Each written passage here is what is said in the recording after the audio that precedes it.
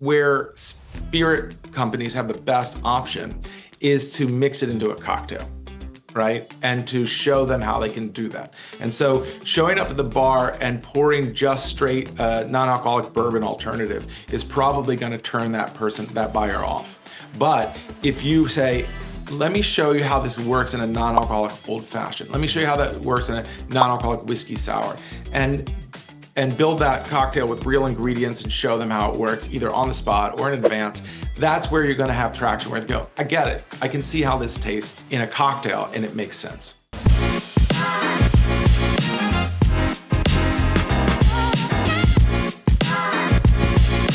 So, hey everyone, welcome to the Wine, Whiskey and the Weed podcast. Today, the guest that I have with me is redefining the way we think about drinking and not drinking.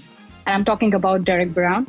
If you're in the spirits world, you already know his name. He has been a bartender, a writer, an educator, and one of the biggest voices in the mindful drinking movement.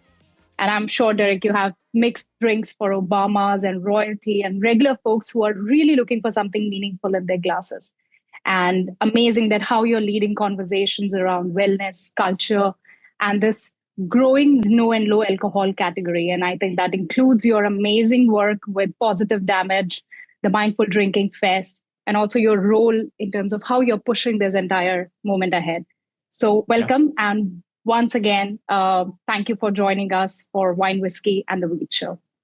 No, thank you so much for having me. I appreciate it. Great. So before we hit the category directly and talk about where this NA and the mindful drinking movement is going ahead, I would really love to know that how did you landed in hospitality? And from that step, how did you become an advocate to mindful drinking? My name's Derek Brown, and I'm the owner of Drink Company and Positive Damage, Inc., which is part of that. I am author of a couple books. They're conveniently placed, if you're watching this in the background, Mindful Mixology, and a book on the history of cocktails called Spirit, Sugar, Water, Bitters, How the Cocktail Conquered the World. I consult on bar programs and with brands, especially around no and low and mindful drinking. And formerly, I owned the Best American Cocktail Bar from 2017 at the Tales of the Cocktail Spirit Awards, Columbia Room. So I spent a lot of time thinking about drinking. Is the best way to put that. I'm also a judge for spirits and cocktails, and gosh, I do a bunch of other stuff. I write on the topic, so I'm kind of obsessed. It's a long story, but I'll make the long story short. Essentially, I was a shiftless loser. I had no idea what I was going to do in life. So around the age of 16, I decided that I would try my hand at hospitality. Actually, that was probably one of the only hands available to me. So I ended up working in a deli in Olney, Maryland, which is right outside of Washington, D.C. in the U.S., at a Jewish deli called B.J. Pumpernickel's. And I learned a lot there. It was really funny. The owner, a guy named Barry Schwartz, rest in peace, he's a really gregarious guy. And I actually started out in the kitchen, and he caught me one day talking too much in the back of the kitchen. He was a large guy, and he was really, a funny guy as well. And he basically grabbed me by the ear, pulled me behind the counter in the deli, and said, "Here, let's put that mouth to work." And so that's how I became from back of the house to front of the house. And I was, slicing different meats and, kasha varnishkas and things. I had no idea what they were, but they were new foods to me, and they were great. But that was the start of my illustrious career. Amazing. But yeah, what happened was I really just didn't know what I was going to do with my life. So I ended up, sticking it out in hospitality. And that's where I found a real family. That's found real connection. And I found real meaning in my life. When I became a bartender, that really just fit like a glove in so many ways, because it was so creative, and I get to connect with people, get to learn about all these great spirits. And from there, it was just, up, because I got to learn about all these great spirits. I got to, interact with people, make great cocktails, learn. I started, I moved to different bars and restaurants. I started studying to become a sommelier. I studied with a quarter master sommeliers. And then at some point, I found that alcohol kind of caught up with me. And so I had to kind of change my own relationship with alcohol. That's where I found myself in the no and low movement and mindful drinking, where I had to really think deeply about what alcohol meant to me and other people. And really, ultimately, what I came to the conclusion is that we just need more choices and more options. And so That's where I'm at now, where I'm out there, the Pied Piper, of no and low and mindful drinking, and trying to get people to recognize that we do need choice, and that's not just me calling for it; it's the consumers too. That's true. So I have been reading one of your article that you did with our editor in chief, and really love the idea that if you put it across as a choice, if you put it across as something which goes with your life, I think it changes the entire perspective of you looking towards this category. So I've seen a lot of your videos. Just to give you a heads up, I've seen your podcast. I've listened to the podcast, and I know you have studied anthropology. That was one of my favorite subjects as well. And I love the idea how you implemented X's Monday in Colombia Rome. So let's unpack it. I really want to understand what, according to Derek, storytelling is. How does it help to understand your consumer better? Well, I think everything we do is storytelling to some degree. I mean, there's obviously that's how consumers connect to us. That's how they connect to each other. That's how we connect to the world. So being able to tell thoughtful stories, to be able to recognize that that's at the heart of our humanity, I think is an important part of hospitality that is often overlooked. Right. I think the people who are best at this game, at hospitality, the people who are out there, who have the best restaurants, bars, hotels, they know that a story is at the heart of it, and that's what the consumer wants as well. So for me, anthropology was the first time I had heard that. It was amazing because it taught you to listen deeply to other people's stories. Correct. Right. Correct. And to think about what they mean to them, and wwhether they're true or not true is almost secondary to it. Right. The most important thing is that people are telling you. Yeah, listen and what they're telling you.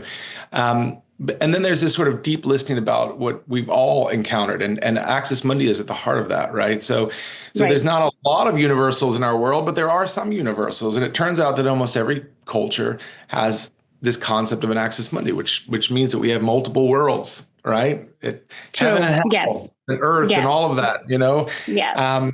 And in certain cultures there could be 8 of them, 8 different levels of right. And there's always an access point to them, right? And it could be a tree, it could be a mountain, it could be going underground like Hades or whatever. Right. But ultimately, that access point is a point of transformation for us, right? That's true. And so that transformation is so important. And so with the Columbia Room, it was this little oasis where we wanted people to come in and feel completely transformed. Yeah. Yes. And so we realized that if we set it on the front, like, let's say that we put it in the busiest street in Washington, D.C., and it had glass windows. People would just walk in with that and then they sit down and we go, okay, we're going to serve you 3 drinks, and here's a scented towel. And, it would have been weird, first of all, but it would have also not really, achieved what we wanted. And what we wanted out of that is for people to feel this sense of transformation. So we listened deep to culture, and that's how we got that idea. Amazing. So from that front let's bring you back to the table. So Bartender Spirits Award. So let's say we deal with so many bartenders, and I'm sure that they are going to be one of the forefronters who have to deal with this category. So what sort of advices, and I know that you have been in that space as well. So what advice will you give to a bartender who want to champion this mindful drinking, but do not want to come across as too preachy for this category? Yeah, no, because we do. I mean, sometimes people do fall on the other side where they become such a zealot about it that they forget that people are different stages in their lives, different experiences.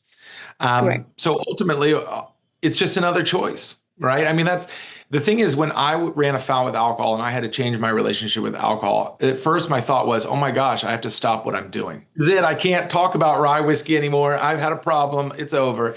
But what I really realized was this was just an extension. This was just another choice, right? People come to my bar all the time and they would ask for this type of drink or that type of drink. And occasionally someone would say, I don't drink, alcohol. And so I'd have to come up with something. Now, what's really cool is that when I started looking back, almost every early bartender manual in the US has a non-alcoholic section.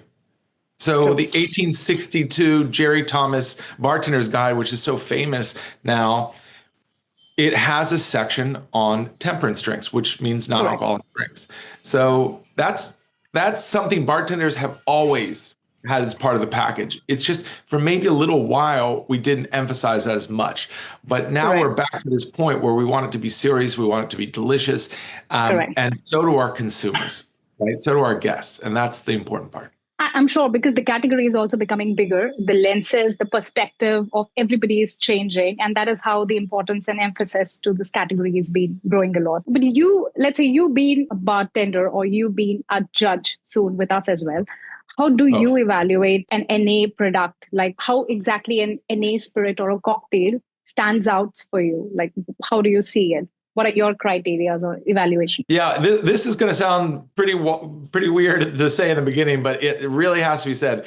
These products don't have alcohol. So what happens too often is people evaluate it under the lens of alcohol. So they say, oh, it doesn't taste like alcohol.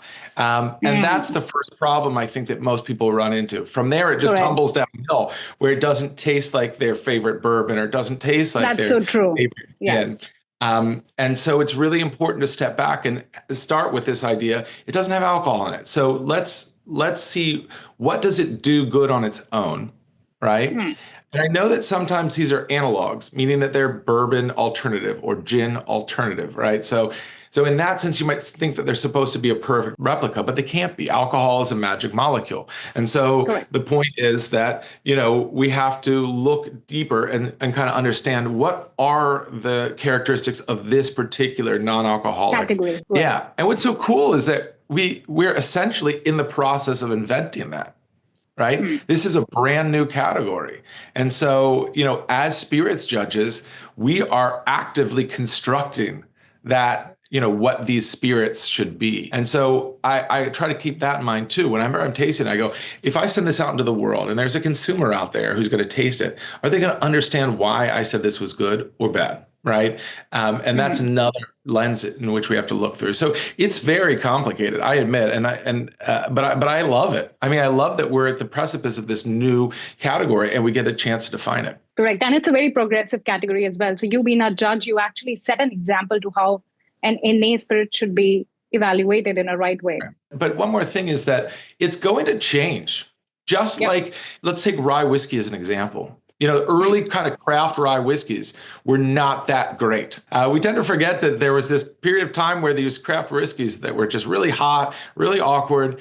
And now over time, they've really come into their own and they're delicious. And we understand the category. We understand the distillation process. We understand every aspect of it better. And so that's going to happen with non-alcoholic too. So you have consulted bars and brands, I'm sure. And it's been a long journey for you. And I'm sure that everyone wants to have that perfect NA program or a perfect section. Where do you see the challenge come? Where do you see these bars finding it challenging to have a very strong NA section? Or we can put it in this way, what advice will you give them to have a really good NA section or a program? Yeah, I think the first thing to do is to make it feel natural to what you're already doing.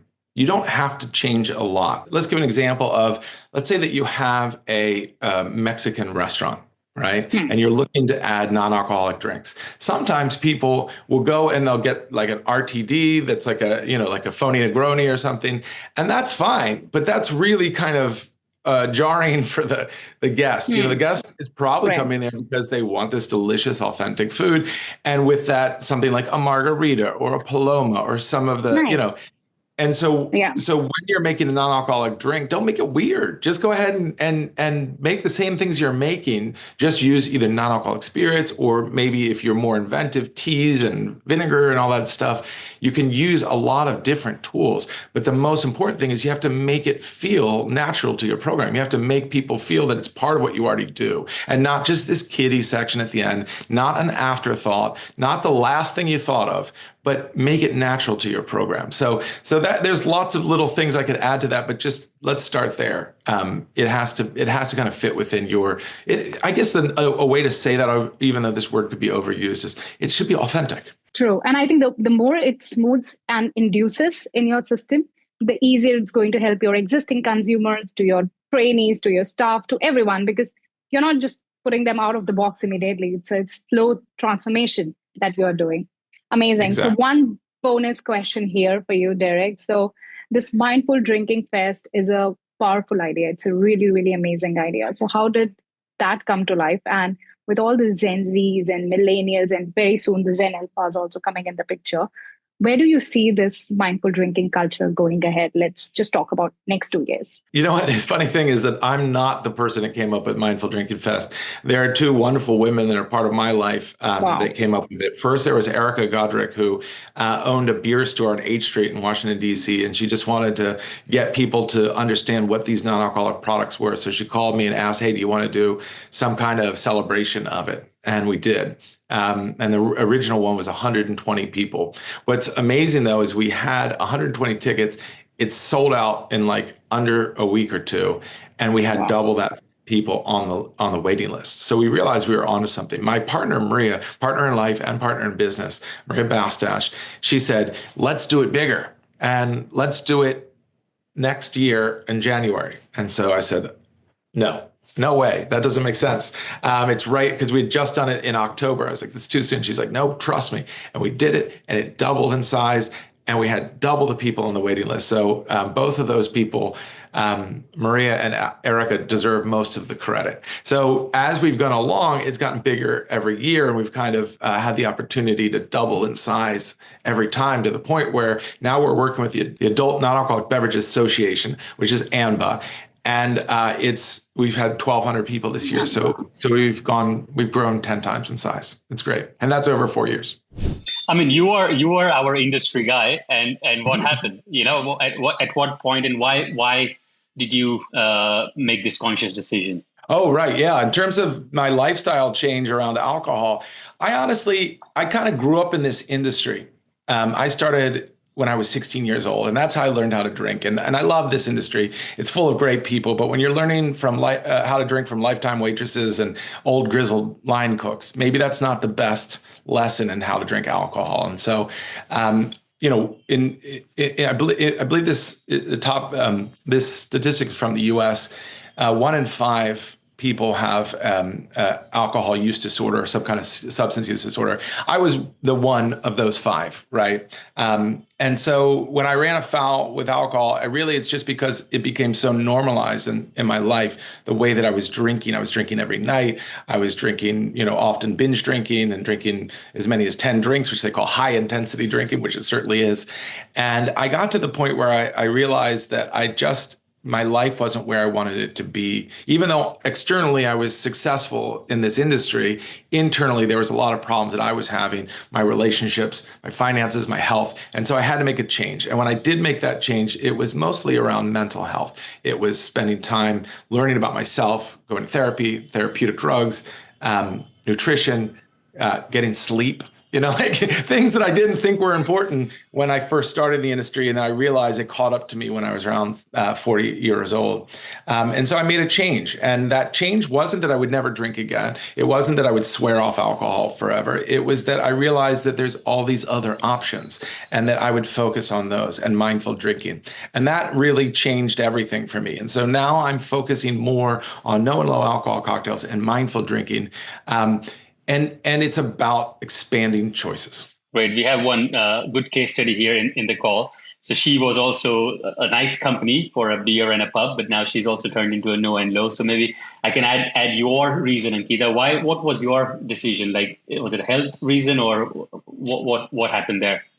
So I never reached the top of the bell curve, to be honest. I started off as a very slow drinker. So for me, it wasn't a drastic move to change to completely NA category. But what I would say is, looking to my routine and my regime, I think that was something which suited for me. Like how Derek said, it was a choice. It was a choice that it complemented me, my routine, it complemented my health, it complemented my sleep, it complemented my mental progress. And I think that's what I said, that, okay, it's a better choice compared to what the choice on the other hand is. And on the second, that even I can hang out with my friends if there is an option available for me to also go in the crowd. So, yeah.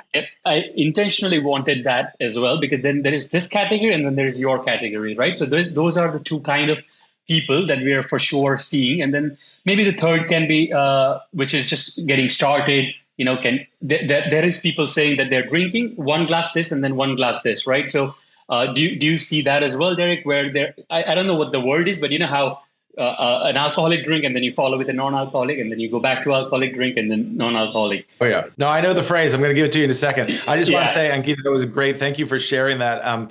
And Sid, thank you for recognizing the spectrum that exists in drinkers. It's a really keen observation. So the word is zebra striping. You're right. That's the phrase. And I love it because people love zebras, man. They're like the panda of the equine world. They're just like this really cool, magical creature. But the idea is like those stripes, you're switching back and forth between alcohol and non-alcoholic drinks. And who are these people? Let's say what's their demographics, age, or why are they doing this? Well, it turns out that as you go younger, they're doing it more, right? So I'm in what they call Generation X, and so we're still binge drinking at alarming rates, unfortunately. And then as you get younger, then you start to see people making more lifestyle choices around health and wellness. And so younger millennials are going to be adopting this at a higher rate. And then when you get to Gen Z, which I think is the buzz that everybody's kind of, wow, okay, there was this drastic change in the way they're drinking.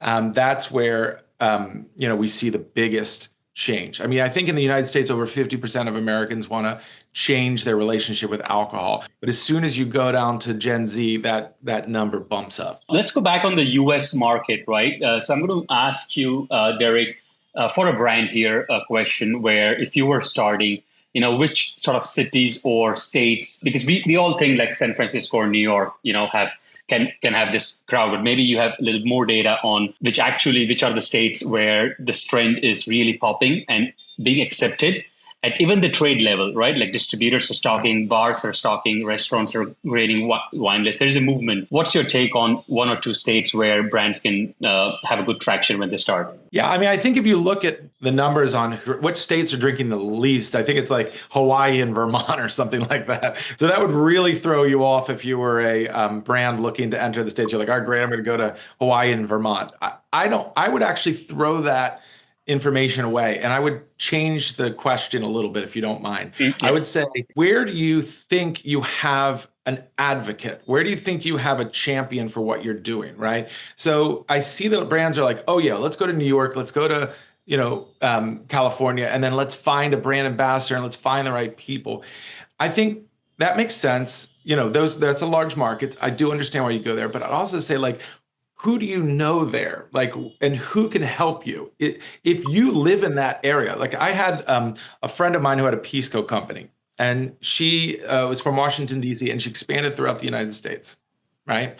And that expansion was going well, but then it ran kind of into some problems with distribution and various things. And she decided to return back to what they call the DMV area, which is D.C., Maryland, and Virginia in the United States, all on the East Coast.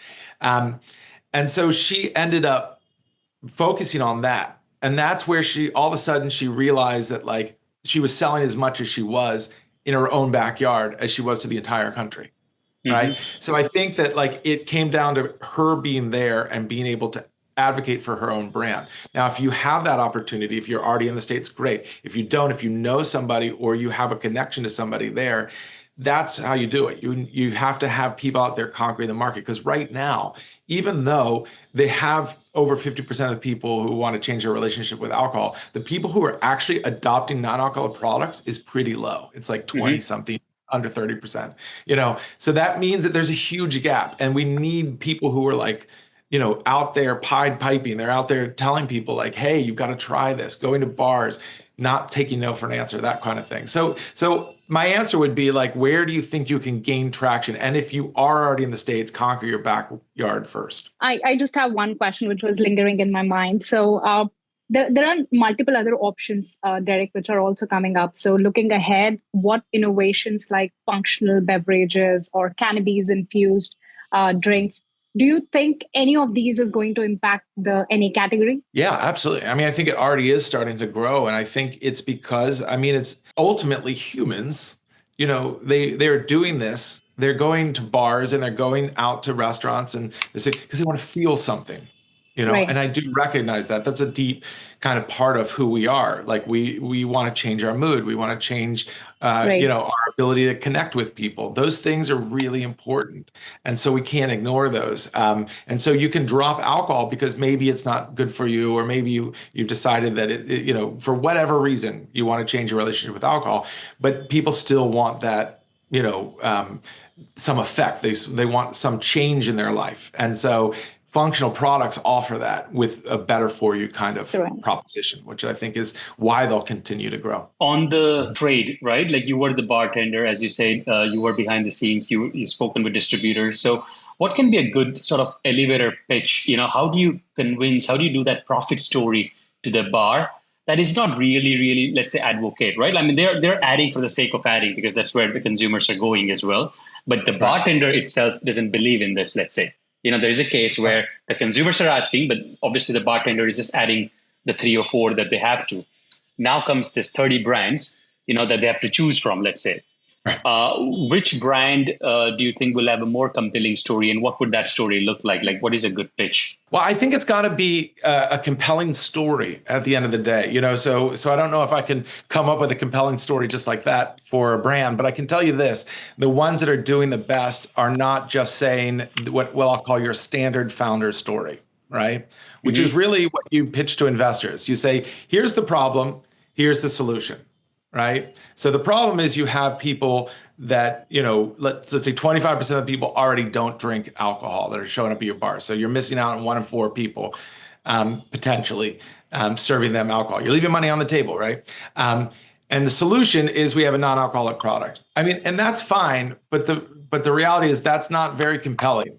That doesn't make you want to buy the product. You look at brands like the Pathfinder as a great example, where they have these weird symbols on the bottle, and they're like, you go to one of their events and they're like tattooing people, and they have tarot card readers, and it's like a mystical world.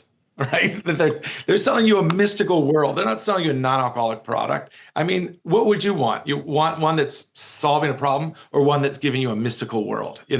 So I think what I'm suggesting is that you have to have some more interesting brand story. You have to really dive deep, and it can't just be like, oh, we saw a need and here's the solution. I think that's the first thing that you have to realize. We need better stories. There are lots of categories that are popping up, but then there are safe categories. Like, as far as my knowledge goes in wine, let's say sparkling wine is a safe category, where the product has really developed and at least the quality is there. We're still struggling on some other places. What is your advice that, still that this is a safe and good category and it's a developed category, and then there are some categories that the industry really needs to still work on? I mean, I think that the most successful categories that I've seen are the ones that have the most intensity of flavor, right? So the way I kind of break it down is that there's like 4 qualities that we're really looking for, both in cocktails and sometimes in spirits as well. You want intensity of flavor, you want that piquancy, that bite, you want texture to it. And you want it to fill a length that's not just sugar or juice, And so that to me is an important part. That's what I talk about in my book, Mindful Mixology.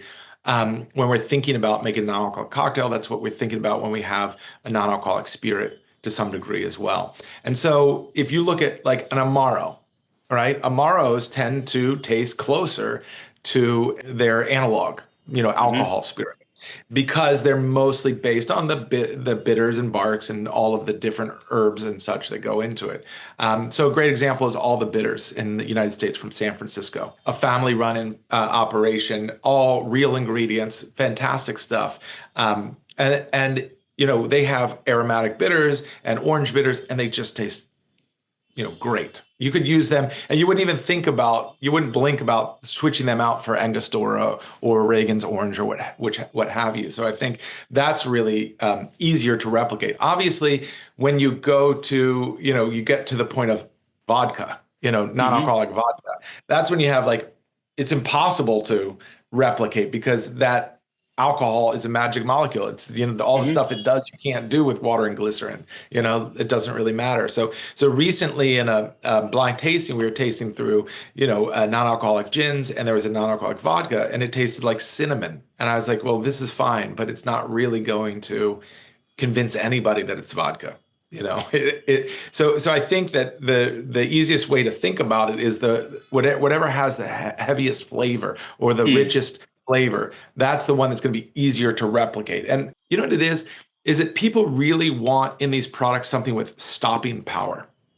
And that is that it will stop you and make you think about it for a second. You want the whether it's drinking experience, right? Like you want to have an experience like whiskey, exactly that like, okay, a little bit strong skin, the mouthful is there, the taste is long, those kind of things. exactly. I mean, like if you're talking about non-alcoholic cocktails, what's the difference between a non-alcoholic cocktail and iced tea? You know, really, what's the difference? And the difference, I would say, is that stopping power, right? It has something in it that you actually don't like to drink on its own. It sounds strange, but think about it. Alcohol itself, if you're just drinking pure alcohol, is disgusting, right? Like if you have like that, Everclear high proof spirit, it's going to tear the veneer off your teeth, but add some oak to it, and add some water to it, and all of a sudden you have a wonderful, aged bourbon, and it's delicious. So, but it still has underneath that,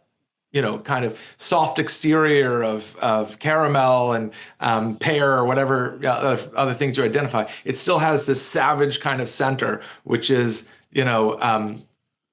undrinkable on its own. So I just think about that, having some aspect of stopping power to it. One of the things that we're seeing is the bartenders are actually not experts to evaluate the no and low drinks. So, unfortunately, there are not many experts still, right, at the buyer level, because that category is still small. But you, let's say, or the founders, the people who are really just playing in the space are better experts than the buyers. So how's that conversation happening at a bar where the seller may know that this is a better product, but you just have to sort of convince the buyer who doesn't even know how to evaluate a no and low? Sid, you said it. I mean, that's like a great evaluation. The fact is that like it's, sometimes it's like you can consider alcohol Italian and non-alcoholic Spanish, right? And so it's not that they don't have cognates, right? They make sense to get.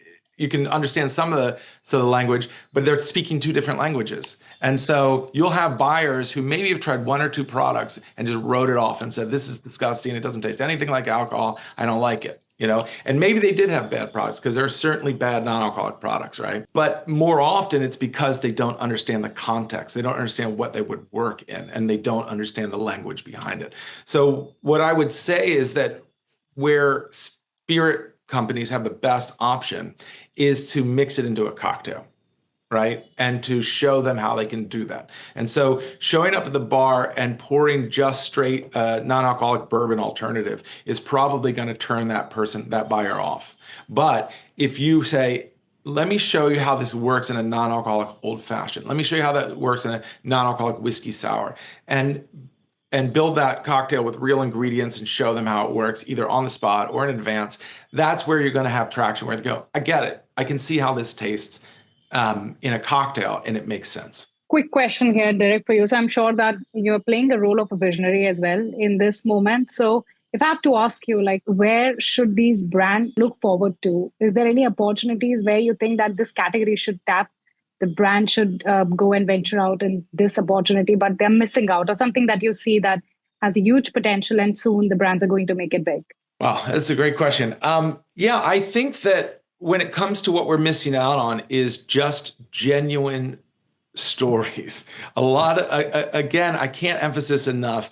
It has to come from the heart. It has to be something you really want to create and you think is important to the world, right?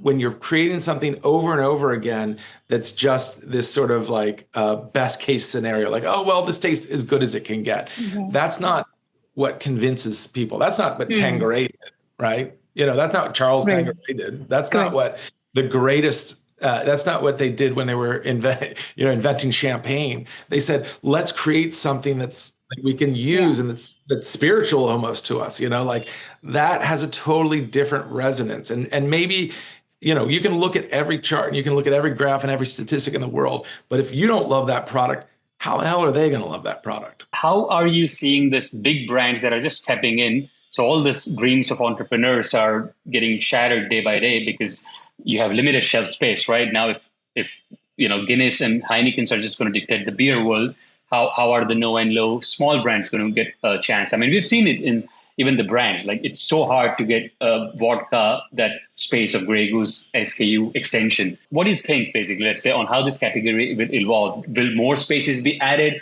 or do you think retailers are still just limiting this to just best 2 or 3? You're right. I mean, right now they don't say, "Oh, I need a non-alcoholic gin and I need a non-alcoholic whiskey and I need a non-alcoholic red wine and a non-alcoholic white wine." They're not giving you 12 different spaces. Right. They're giving you one. I need one non-alcoholic. I think that's a poor choice for the buyer, but because I think people want options, they want Right.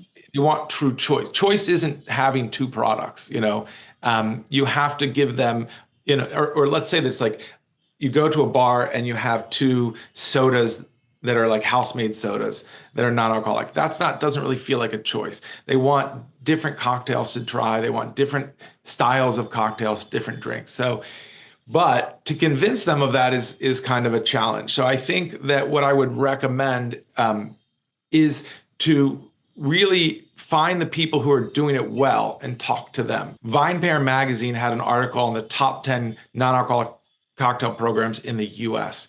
And it was written by John DeBerry. Great article. Lots of really awesome bars in there. A program that I did with Dogon in Washington, D.C. is in there, which I'm really proud of. And each one of those bars is really using non-alcoholic products or some kind of non-alcoholic cocktail in a really interesting, exciting way. Study what they're doing and talk to them. You know what I mean? That's where that's where the category is moving forward. I get it. You want to go to Joe Schmo's bar and show up and say, you should really try this because look at the statistics, look at what's happening. But the reality is that if they've already got it in their heart that they don't want it, then you're probably not going to sell it to them. So finding the people who are excited about them and letting them be the advocates, because that's what happened with the cocktail sort of renaissance, and that's the model that I'm using. We were making these really cool alcohol drinks like the Sazerac and the Martinez and weird stuff that had been dead for like 100 years. Like nobody was making these cocktails, and so starting with like Dale de Groff in the U.S. or there's incredible bartenders in the U.K. As well that were making them. And they became passionate about these drinks and they pushed them forward. And little by little, this movement grew until the point where now you can walk into almost any bar and get some of these drinks. And it's normalized. There's this sort of trickle down that happened. And I think that's the espresso martini. Dick Bradsell created it in UK, right? He was one of the UK's top bartenders and he was part of this renaissance called the King of Cocktails in the UK. And so he created the vodka espresso, which is now the espresso martini, which is ubiquitous, right? It's like everywhere you go, there's an espresso martini. That started out with one passionate individual making an excellent drink and then growing it from there. Any tips on successful merchandising at off trade you've seen that retailer has been able to grow this or sell through more of stuff like positioning maybe or pricing or upselling? Any tips for the retailers out there on how they can start, getting the new customer, whichever way, like it's basically added value, Yeah, no, and this is a little less of my expertise, but certainly something that I've thought about. I think it's a really good question of where do you put non-alcoholic products on the shelf? I mean, it's such a great question. Do you put them in their own category? Do you put them next to alcohol? Do you put them, interspersed with iced tea and milk? True. I mean, it's a really great question. And I think that comes down to what is the particular aim of that retail location, right? So 7-Eleven has one perspective, right? And Walmart has another. And so I think treat them all the same is probably a bad idea. Recognizing that each retail outlet, like obviously then there's the liquor store, there's the high-end grocery stores. So each one probably has a different perspective that you have to think about deeply where you're going to put it. But ultimately, I think they're going to do best probably when there's some association with products with alcohol, because most of the people who are buying non-alcoholic products, over 90% of them, are people who drink alcohol. Have you done any observations? Like if you walk in the main street bottle shops of US, right? We've all seen that the beer coolers are back, then the spirits are a little back because the spirits guy normally know exactly they want a Jack Daniel bottle. They go walk in and the guy is normally walking in and browse a bottle of wine for a wife. And then, wines are near the checkout, let's say, or near the walking area, right? So have you seen where this particular stacks are? If you've seen ever, like what is a good placement? Yeah, no, I've seen them, and I have to say that usually they are tucked in the back somewhere in a weird place, on a bottom shelf on the left-hand corner. I mean, I think it's a bad idea. I think, But that's bad, right? Because this product still needs cross terrible, selling terrible. or hand selling or impulse selling, right? Or something like that. Right. Well, it's also a self-fulfilling prophecy, like if it's back there in the bottom shelf, left-hand corner, and you say, look, see, nobody's buying them. But I think so moving it toward the front. So there's a liquor store in DC called Home Spirits. And they're fantastic. And I've noticed that they put it up front. Right. And especially when they put things like non-alcoholic bitters, non-alcoholic mixers up front, because those are kind of the easiest impulse buys, right? Like if you're saying, hey, I'm making a cocktail, what mixer do I use? Oh, great. Oh, what bitters do I use? So those are at the front. So you might as well put the non-alcoholic spirits there too. But that would be something that I'm still learning. So I'm not a retail expert at all. You think that restaurants should be the focus, or bars should be the focus if someone had to just like knock few doors? It really depends on the product itself, because like, let's say you're an RTD, ready to drink cocktail, and you're mostly kind of like a spritzer type cocktail. You think, okay, I want to go into this high-end restaurant and I want them to buy it. Well, they're never going to buy it because they don't want to open a can tableside. It doesn't make sense for them. But if you have something that's like a high-end non-alcoholic Amaro, chances are that wouldn't go really well in 7-Eleven in the United States, where it's like people are buying and consuming it right then. So you have to find the right fit for it. So I would say focus on what your product does. And the people the community that are going to embrace that. And that really just depends very much on what your product is. I mean, this is the interesting thing about this whole category and this conversation to some degree is that when we talk about just like non-alcoholic products, we're talking about a vast difference between RTDs, non-alcoholic Amaros, non-alcoholic wines, non-alcoholic beers. There's just so many different things. And it's going to grow more nuanced over time. And right now it's very much like talked about in this one kind of massive category. But it'll be exciting to see. I mean, we're so lucky that we're at the precipice of this, that we get to see it grow and be part of that. So, a lot of answers to this question, unfortunately, even from experts, are going to be, I don't know. If you were to start a brand today, based on everything that what that one SKU would look like, the style, the pricing, the channel that you would choose, the type of the customer you would market, the name ideas or the packaging ideas, just give me that perfect thing that you would do right now. Yeah, I mean, I would focus on what I know and what I love already, So I would focus on something that I want to see in the world. And maybe in that sense, it's a little bit more craft oriented. It'd be small production, because that's kind of the things that I love. And so I would focus more on that and on premise, because that's where I lived for most of my time. And so, I have a great network with that. Knowing that I have that network and I'm going to be able to use that is really important. I'm going to try to focus on creating something. And by the way, I've thought about this a million times. I have like even more specific answers, but I can't give it away yet. But I would say that I would focus on something that is good on its own, is mixable, and also would appeal to people who drink alcohol. Like I said, 90% of the people who buy these products also drink alcohol. And that's something that, even though I, don't drink anymore, don't drink often, I do still try stuff all the time. I still like that stopping power. I still like that intensity of flavor. I'm still looking for that. So I would want to include that. In terms of the way it looked on the bottle and stuff like that, I would really have to work with experts on that, because I think finding the right people who can tell your brand story are critical. And you can't do it all on your own. You have to realize what you do well. I could make it taste great. I could tell you why it's important. I could craft a great story behind it. But when it comes to branding, when it comes to marketing, when it comes to, those things, I would really lean heavy on the experts who know how to do that. Do you think the zebra people or the people who drink alcohol and have switched, are they more like the spirits people, the wine people, or the beer people? Because if I was it, I would make packaging at least similar to that particular biggest churn type for the person. Yeah.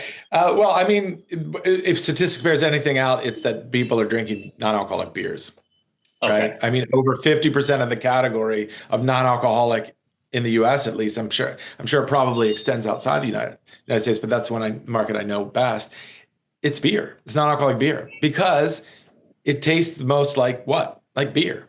I mean, non-alcoholic beer at this point really tastes like beer to some degree. You have a non-alcoholic Guinness or Heineken or IPA, it pretty much tastes pretty close, And so True. I think people appreciate that. And you know what else? They don't feel ostracized when they get it, so they get it and it's a cool looking can, or it looks like a Heineken. It looks like something they already know. Very true. They're not going to feel other. They're not going to feel out. And I think embarrassment is a factor in it, right? Because people don't want to tell their whole life story. And sometimes that's what happens when you order something non-alcoholic. Somebody's going to say, oh, why aren't you drinking? Why? Right? Sure. And so that's an awkward moment. First of all, people shouldn't do that, but they do. And so you don't want to invite that kind of intrigue. So very often you're going to choose something that just, and so non-alcoholic beer is an easy way to do that.